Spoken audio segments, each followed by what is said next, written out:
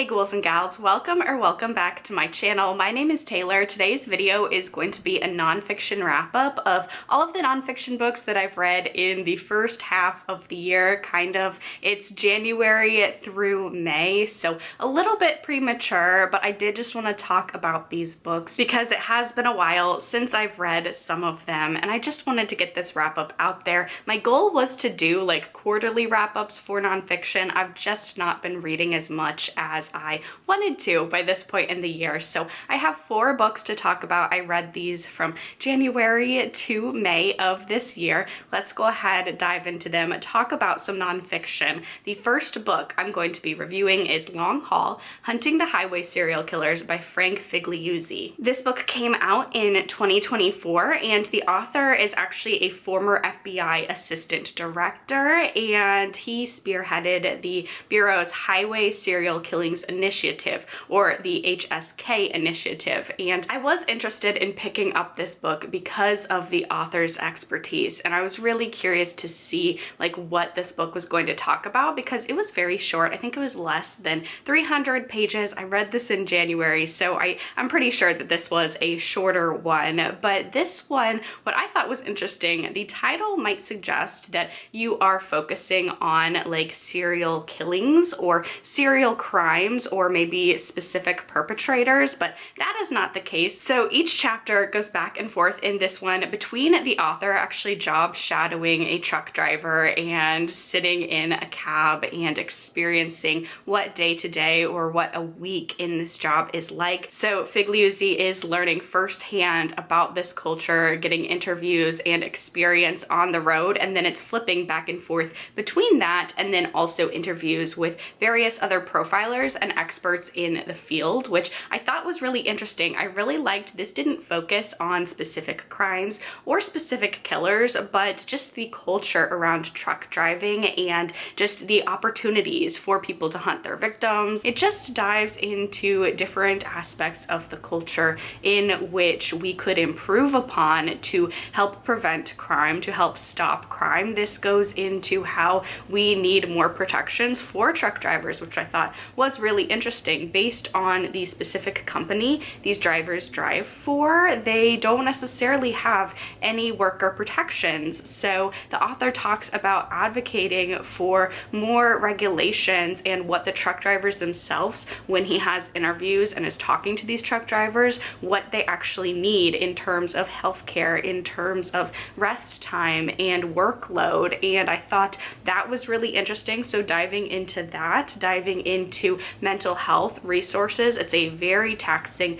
very grueling job that if someone is already predisposed to crime and they get into this very, very demanding job, then they have opportunity going from state to state to state, and then also just really getting beaten down by a job that can really wear you thin. And then it also talks about other areas of advocacy to decrease crime and stop these killers, because one of the things this author talks about is not even necessarily that these truck drivers are big and evil and scary and that they're taking advantage of the situation to commit mass murder or anything like that, but because CODIS is not something that is required for people to input in specific crimes to, we don't have a cohesive crime database. So if you're a truck driver or if you work any other profession, it is easier for you to move from state to state or even county to county and commit serial crimes without the crimes being connected, because the United States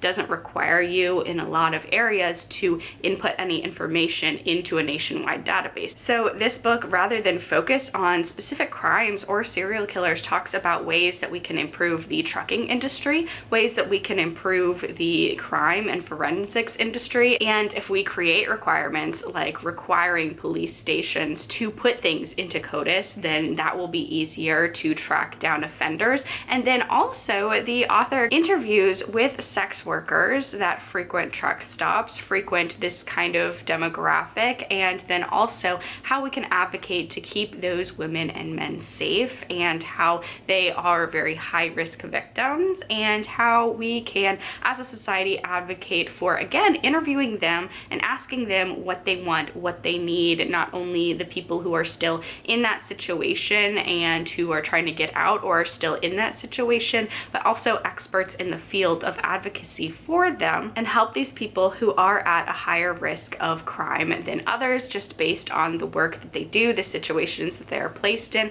It also really goes into the different stereotypes of just the trucking industry and the sex work industry, and just it seems like a very perfect storm because of these high risk factors for all parties involved, that it's very easy for someone to take advantage of that system. It goes into trafficking when it comes to sex work and explores that a little. So there was a lot packed into this very small book, and I found it very, very fascinating. I did not know anything about, I knew a little bit more about the sex work side, but not like in particular to the trucking industry and the truck stops industry, but I learned a lot about that. And then I also learned a lot just about trucking as an industry. So just really getting into things like the epidemic of substance abuse for some of these drivers, and the interviews with that this author had was very interesting because it's a very lonely job, it's a very isolating job, it's a very grueling job. So just looking into all of the factors that sure could make a serial offender, but also is making this industry like very, very hard. So that was the biggest thing that I actually took away from this one. If we can advocate for different protections, better worker protections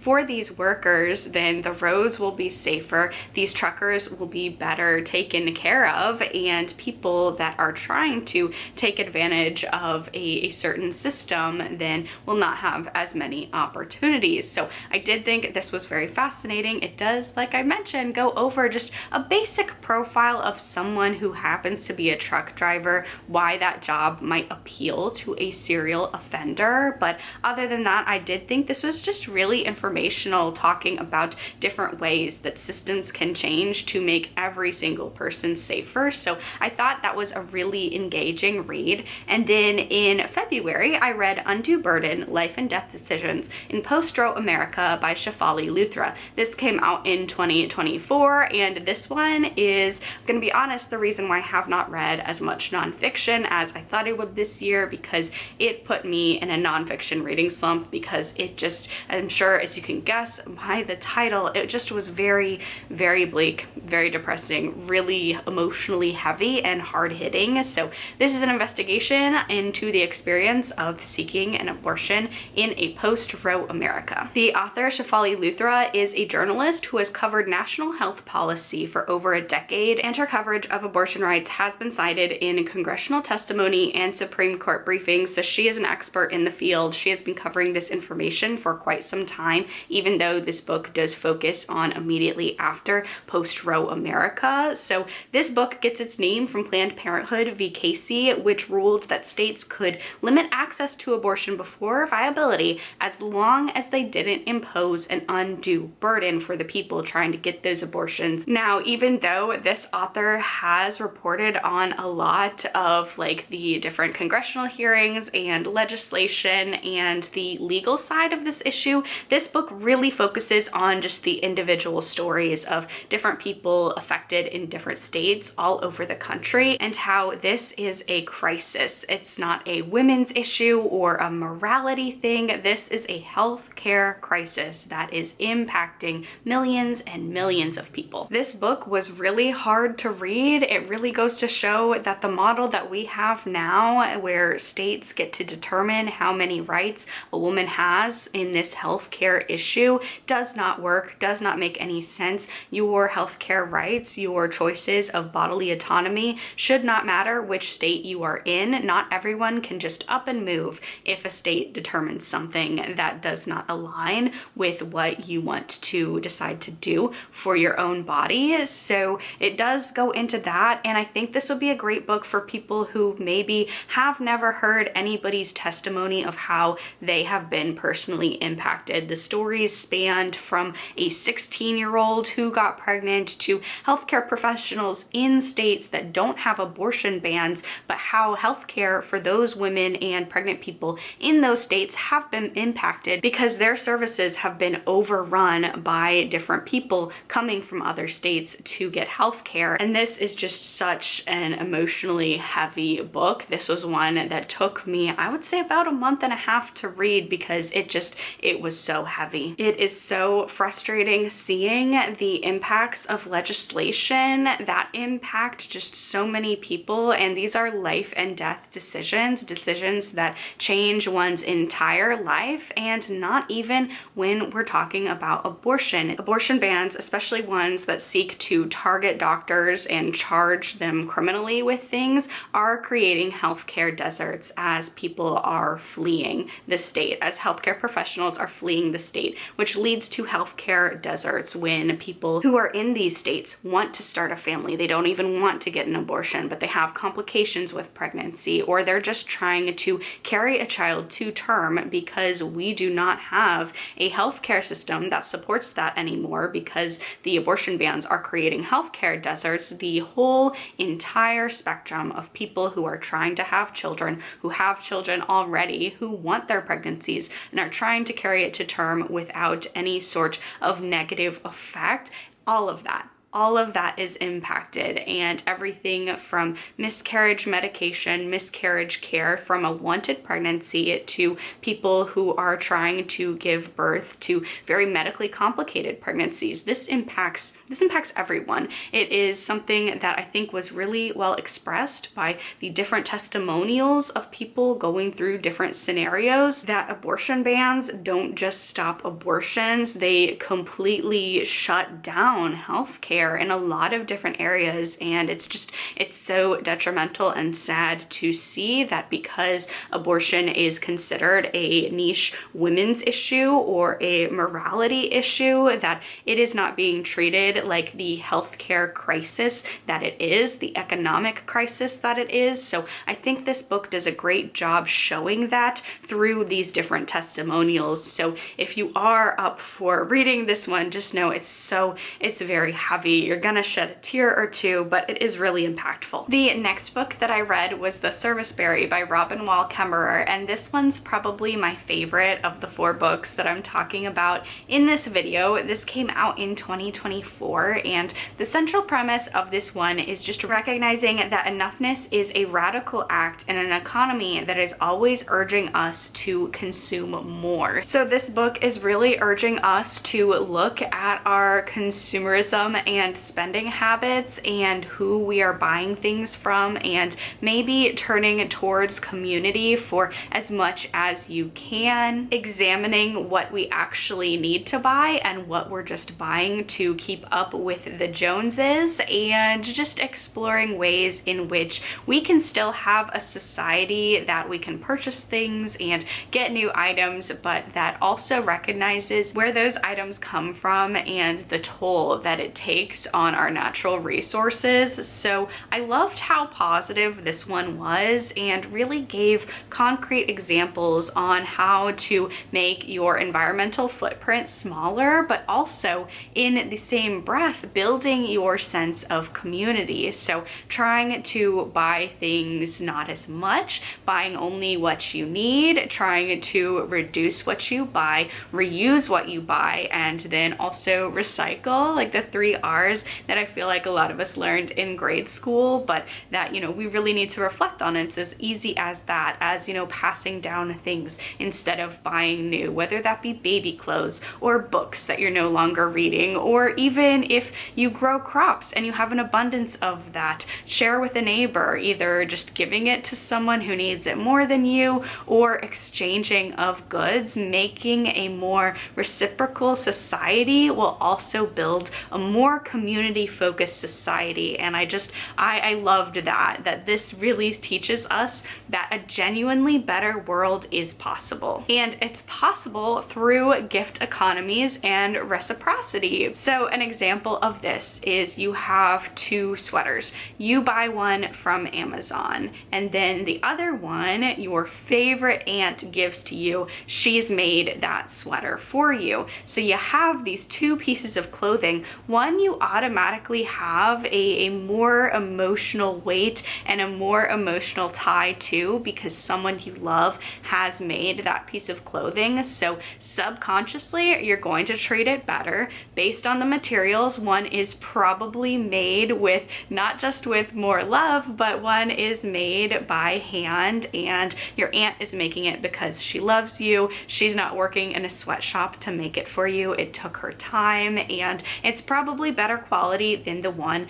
that you just bought out of convenience. So using little examples like that, just moving towards a gift economy and really focusing on reducing your spending, reusing things that you already have, not getting caught up in trend cycles and buying things that you don't actually want or need. What I love about this one is that it's just so benevolent and encouraging with the different examples. And you know, for some people this is going to look different than others. Some people might have more clothes than other people based on their personal style and the clothes that they go through, the clothes that they wear. Some people might have more books than other people, for example. If you're actually using and cherishing your items and taking care of them, that's going to lead automatically to less consumeristic, less overconsumption of items. Hoarding will not save us. Hoarding of items, hoarding of wealth will not save us, will not save the world,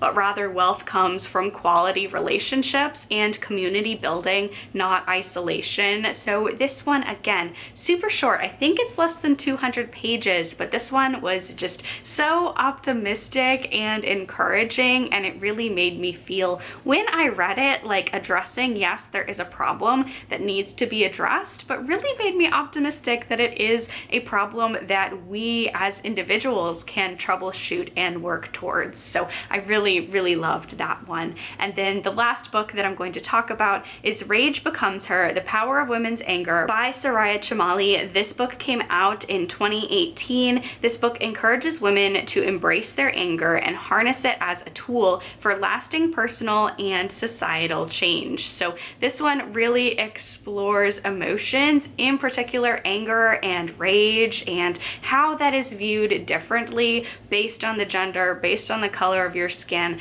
There was a lot of really interesting topics in this one. Honestly, my biggest complaint is because it's such an all-encompassing topic that the different chapters all focused on something else, and they all could have honestly been their own nonfiction books. So there was just a lot in this one, but I did appreciate the exploration of systemic issues that cause women to be so angry. Talked about some of them in this video, and how that anger is viewed and treated differently in society. So I really loved, like, the beginning chapters of this one. I thought were so interesting. I mean, it all was, but when it goes into like how anger is viewed politically and in like the workplace, I've read things before that kind of explore those topics, but the beginning of this book really explores how anger as an emotion from the womb is discussed and viewed differently depending on your race and sex and gender from infancy. And I thought that was so interesting. It really explored like how emotional intelligence is taught to boys and girls differently, and how culturally it's more acceptable for boys to show anger and to show rage from a young age, and the way that people associate different emotions with different genders is harming both boys and girls. So I really loved that, and I think if you're a parent, this book is worth picking up, or if you're going to be a parent, this book is worth picking up for those conversations alone, because it points out things that maybe some things you've already planned on nipping in the bud when it comes to gender stereotypes. I feel like the, you know, boys don't cry, that's one that we've really been tackling as a society, how harmful that is to young children. So in a lot of ways, I think we are making strides, but realizing the different societal ways in right from preschool, people are already separating boys and girls into different categories and reacting differently to the same emotions. One of the studies that I thought was so fascinating was people were shown different infant pictures, and even when the images were identical, based on whether or not the people looking at the pictures were told the infant was a boy versus a girl, the different emotions that people said that picture looked like were different based upon on what gender they were told the baby was. So I thought that was so interesting, just exploring just right from infancy, right from pre-K, we start to see this sudden divide in how we socialize boys versus girls, and how that is so harmful to girls, but how it's also so harmful to boys. And I think this book does a great job of exploring how that toxic patriarchy, that toxic masculinity harms everyone. It harms women, it also harms men, and I think that was really excellently explored. I also love the sections on just exploring how like bottling up anger, bottling up your emotions, and how that affects you on a bodily level, like the body keeps the score, and how rage and how suppressing rage can affect your hormones and then your overall health. I thought that was great as well. So I did really appreciate the conversations that this one had. I thought it covered a lot of information, but this has, like all of these books did, a very extensive bibliography at the end, where this one in particular, I felt like this one is kind of like a springboard to dive into different sections and go do further research on your own, depending on what sections of the book that you enjoyed most, if that makes sense. Because I thought it was a great general overview, introduced a lot of topics and a lot of different spheres in society from when we're born to up until when we die. So it does cover a lot of information. The early childhood things were the newest to me, which is why I think I enjoyed that section the most, because it was things that as a childless person, like I have never thought about any of that. So yeah, overall, this was a very interesting book as well. But that is it for this video. The 4 books that I've read, the 4 nonfiction books